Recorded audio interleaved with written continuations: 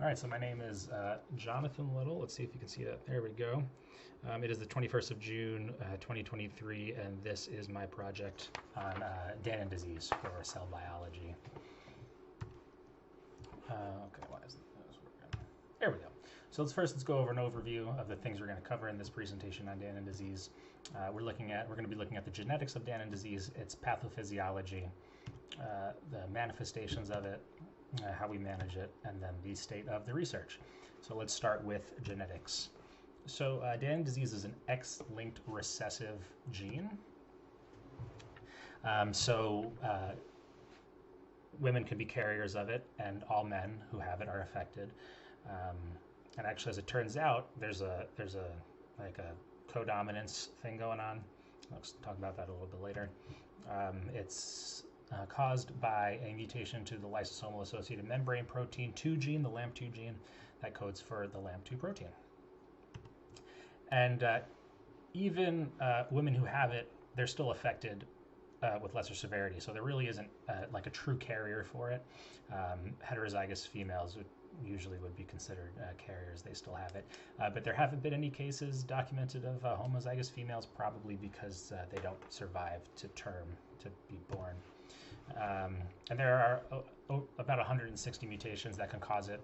And so there's just a little diagram here of, lots of stop codons and frame shifts and splicing and deletions and kind of a spattering of other things that could cause it.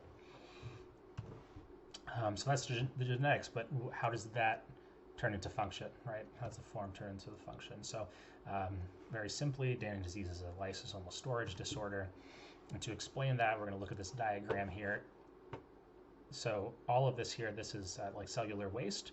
And when it's detected, an isolation membrane comes, wraps itself around it, and it turns into an autophagosome. But autophagosome eats it, doesn't actually digest it. The digesting is the job of the lysosome here. And so normally they would fuse into one. The lysosome would put all of its digestive enzymes into the autophagosome, turn into an autolysosome. It would break it all up. And then you can, reuse the waste products for something useful. But when the LAMP2 protein, which, facilitates that, isn't working, then that doesn't happen, and then you get Danon disease. So what does that do? What does that do to a cell? So to understand that, we're going to look at the histology real quick. And so if you look at this slide, both of these slides are from patients with Danon disease. And on the right here, we have these normal muscle cells. This is heart muscle. And then here we have some of those large vacuoles formed from the lysosome that just got way too big. Very easy to see. And then over here in figure A, this section of heart just has, there's almost no functioning, no unaffected heart cells, and, some of these cells, like all these in here, probably have little to no function. Definitely aren't working as they're supposed to when almost the entirety of the volume of it is just filled up with waste products. So that's kind of what it does on a cellular level. But how does that manifest in patients? There's like 4 areas that it manifests mostly. We have cardiac manifestations, which are the most important because they're the most common and easily the most dangerous. But there are also musculoskeletal manifestations, neurologic manifestations, and ophthalmologic manifestations. So let's start with cardiac because those are the big ones. The chief one that we're worried about is cardiomyopathy. And so, dysfunction of the heart muscle, right? And primarily we're looking at hypertrophic cardiomyopathy. So if this is a normal heart right here with nice big lumens and a bit of muscle there, it's still a lot of muscle, but in hypertrophic cardiomyopathy, the individual muscle cells are so huge and so strong, maybe not strong, but so big that it infringes on the space of the lumen of the ventricles. And so even if you could pump, normal ejection fraction, like 50, 60%, even if you could pump 100% of this lumen, you're really not going to get a lot out. So you're going to, really have a decreased cardiac output. And there are occasionally, specifically in the ladies have sometimes have a mixed type cardiomyopathy, also with the dilated. But just as a whole, hypertrophic, definitely the one we're worried about the most.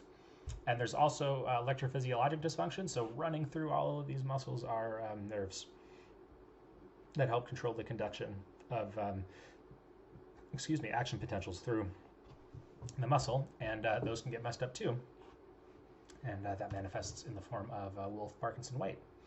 And so let's talk a little more about cardiomyopathy right now. So this is a cross-section of a heart from a patient who died from cardiomyopathy, who had Danon disease. And so this is the cross-section. This is the left ventricle, and that dot right there maybe is the right ventricle. Very small. There's no lumen that's really perceptible there. And then here in the left ventricle, you have, I don't know what, a 0.5 centimeter by 1 centimeter of lumen. That's not a lot of space. And so you can see clearly why this would not be functioning. In B here, we see all this blue fiber here is, all this blue stain is fibrous tissue.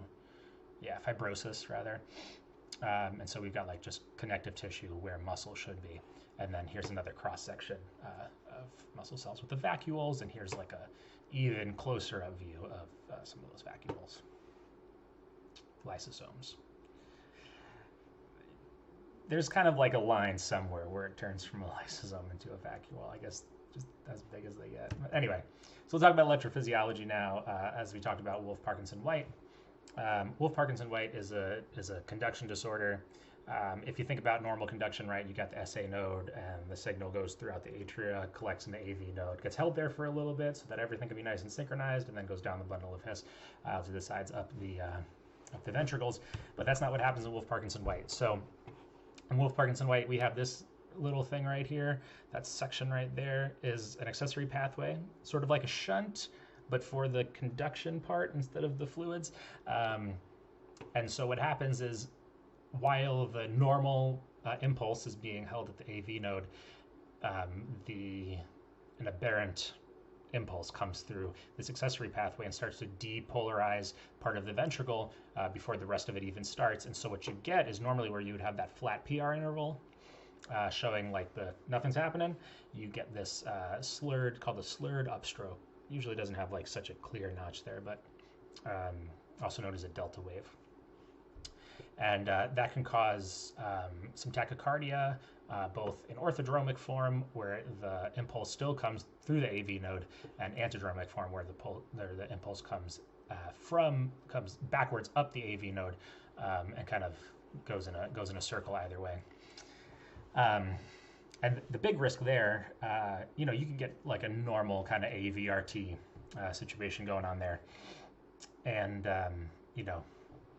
manage it with beta blockers or calcium channel blockers or adenosine or whatever. But it's big risk in patients with atrial fibrillation, because in atrial fibrillation,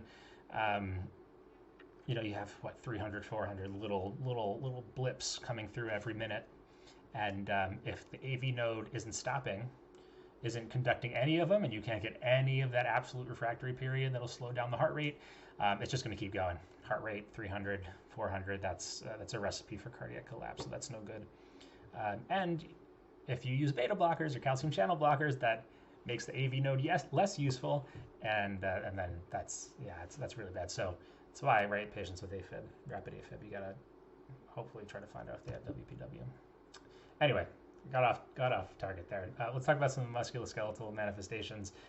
We're looking at usually a proximal skeletal myopathy that thankfully usually isn't progressive and usually isn't debilitating. Men affected with the disease have about a 60% decrease in strength compared to their peers, and women affected with the disease have about a 30% decrease in strength compared to their peers. And it usually doesn't get worse. And on a neuro and ophthalmologic side, you get learning disabilities, but that can range right from mild all the way up to debilitating, depending on the patient. And then ophthalmologic, something simple like myopia or pigmentary retinopathy, which there's nothing to do for it. But that usually leads to blindness. There hasn't been any documented cases of blindness in patients with Danon disease from pigmentary retinopathy, but patients with Danon disease also don't live very long. So that, maybe if we were able to treat it better and we could get these patients up to living 60, 70, 80 years old, then they would get the blindness from it. But we've got bigger things to worry about than that right now.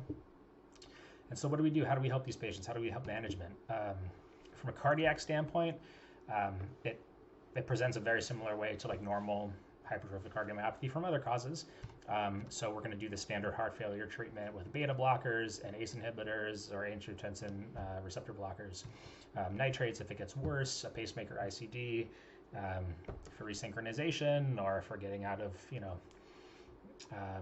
bad tachycardias if needed, and then all the way up to transplant, and of course all the bridge steps in between balloon pump, Impella, whatever. And then for Wolff Parkinson White, really an ablation is what you want to do. You can use a pacemaker for it too, but ablation is really the way to get it. Just get in there and just destroy that accessory pathway so it doesn't get through anywhere. From a musculoskeletal side, we're looking at physical and occupational therapy mostly, just as needed, to help these patients maintain kind of their ability, so they don't lose like the limited amount of strength that they have left. From a neurologic perspective, really you're looking at mostly learning disabilities, but also other associated problems with that. So these patients should be in counseling, as we all should, to help them with their stress management, maybe to learn some behavior modification and social skills, depending on, every patient's different, depending on what they need. They're also going to need really good family support, lots of doctor visits, and academic support, including like teaching this person, helping them learn how to learn, right? There's like a science of learning, and we don't all learn about that. And then from an ophthalmologic point of view, glasses really for myopia, like the rest of us. And then there's really no treatments that are known for pigmentary retinopathy, but it doesn't hurt to do an ophthalmology consult. Just take a look. And I feel like one of the trends in this presentation, I gotta hurry up, is that the treatment there's not a lot known, or we just do the normal treatment, nothing special.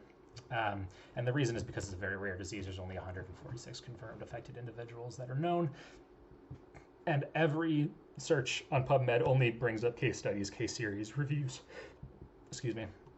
But there's nothing, no trials, no clinical trials, RCTs, of any kind on PubMed or pending on clinicaltrials.gov, and there's no genetic therapy because it's so rare. Maybe, if we can figure out a way to cure something with a bigger impact through genetic therapy, it might trickle down to you. But yeah, that is Danon disease, and here are my references. It'll be attached in the PDF. So yeah, that was a lot of fun. Thank you.